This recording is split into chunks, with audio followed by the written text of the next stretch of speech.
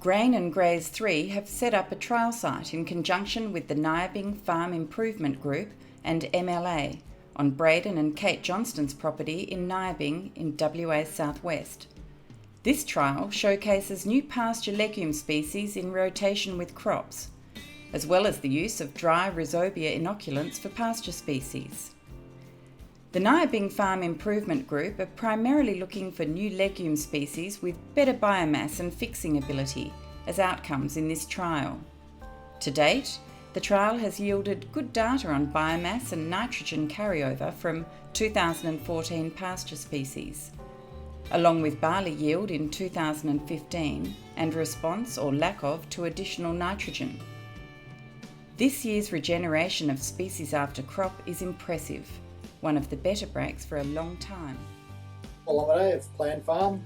I'm involved in the Nyabing Farm Improvement Group MLA based trial.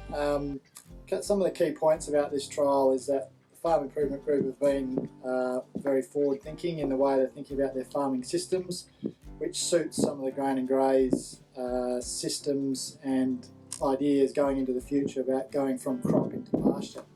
So what we've got here is a number of different species that are looking at hard seededness, and the idea of that in the farm system is to be able to go into a cropping phase, one in, one out, or two in, two out in the future. And some of the key parts of the new species are their hard seededness and also their biomass production. One really good thing about this trial is that it's looking at the year in, year out option that farmers would consider. So this trial has gone from pasture in the first year, sown as either pod or bare seed. And so we've been able to look at the different systems in hard seededness, which are summer sowing, which is sowing the pod in summer.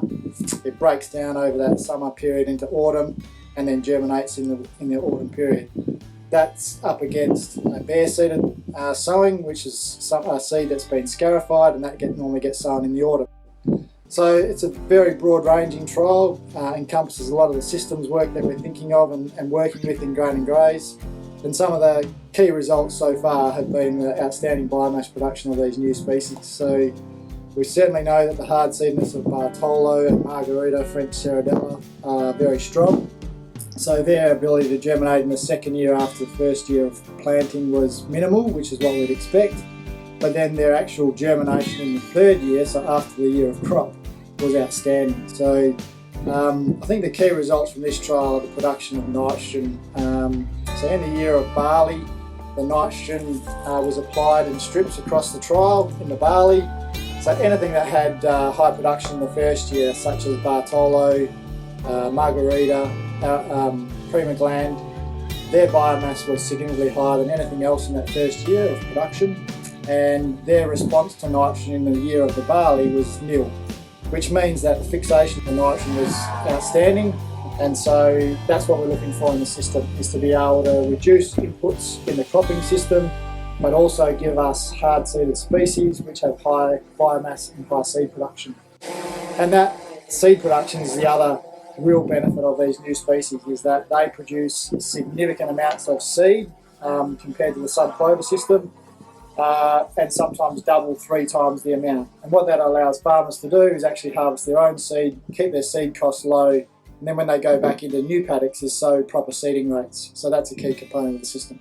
Another small component of the trial that was looked at here by the Farm Improvement Group was undersowing, what's called twin sowing, in the first year. So what that technique involves is sowing a barley or a cereal crop or canola and undersowing that crop with a pod of either hard-seeded Margarita or Bartolo. Now what that means is that seed, that clover seed or the legume seed, will actually sit dormant for that year of the crop and then regerminate or regenerate in the year after coming out of the crop.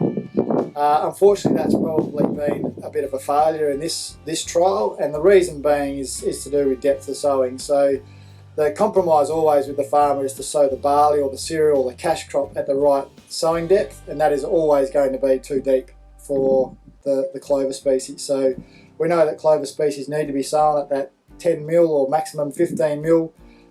Preferably the 10 mil is better, and if we're sowing our cereal crops at that depth, then the issue there is that they are not going to be as vigorous, and the cash crop there is therefore compromised.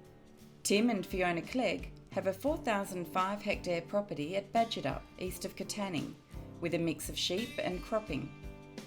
Tim and Fiona have also been involved in the Grain and Graze 3 trials, primarily trialling Bartolo clover sown with canola to bulk up their pasture.